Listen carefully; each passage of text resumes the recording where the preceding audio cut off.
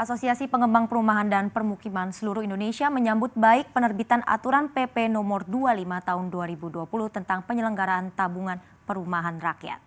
Sekjen Apersi, Daniel Jumali menyatakan aturan ini bisa memperluas kesempatan masyarakat untuk mengakses penyediaan rumah layak huni melalui skema FLPP yang diharapkan akan mendorong kebangkitan sektor properti di tengah pandemi corona. Sementara itu, besaran simpanan peserta ditetapkan sebesar 3% dari gaji atau upah untuk peserta, di mana pemberi kerja menanggung 0,5%, sementara pekerja 2,5% dari total gaji pegawai.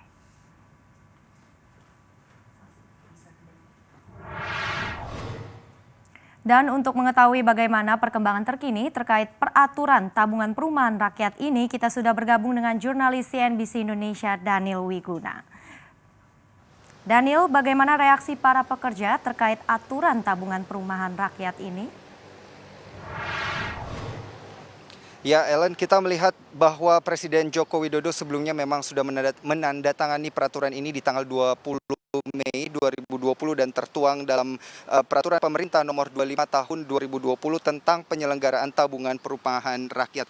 Tetapi respon daripada ASN sendiri yang dapat kami himpun di sini cukup beragam karena beberapa terlihat mendukung dan beberapa juga terlihat cukup skeptis terkait dengan besaran yang diberikan, yaitu 3%, di mana 2,5% akan dibebankan kepada pekerja dan 0,5% akan dibebankan kepada pemberi kerja. Besaran ini kemudian yang membuat beberapa respon daripada ASN ini cukup skeptis karena terkait dengan lamanya waktu yang akan dibutuhkan untuk kemudian menabung uang ini dalam bentuk tapera, di mana besarannya pun dikatakan juga cukup lumayan, yaitu sekitar 2,5% dari gaji bulanan para pegawai. Selain itu para pegawai juga dan ASN juga mereka cukup skeptis terkait dengan skema yang akan diberikan oleh pemerintah terkait dengan peraturan dari tapera ini sendiri. Dan berikut cuplikan dan juga informasi lebih detail terkait dengan pendapat dari para ASN yang dapat kami himpun.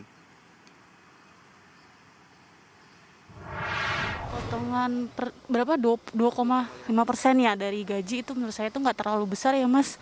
Apalagi kan ditambah itu dibantu dari pemerintah 0,5%. Menurut saya sih itu program yang baik sih Mas. Nggak terlalu berat juga sih Mas untuk pegawai PNS dan yang lain-lain. Gitu. Jadi saya masih belum tahu juga sih info jelasnya ini gimana ntar bentuk realisasinya, terus juga dipotong ini berapa lama. Saya sendiri kurang setuju kali ya. Soalnya 3% itu kan bisa juga untuk kebutuhan pribadi kita, mungkin ada yang lain. Karena kalau kayak rumah untuk beberapa orang mungkin belum perlu kali ya. Demikian kembali ke Ellen Gracia di studio. Ya, terima kasih Daniel Wiguna atas laporan Anda.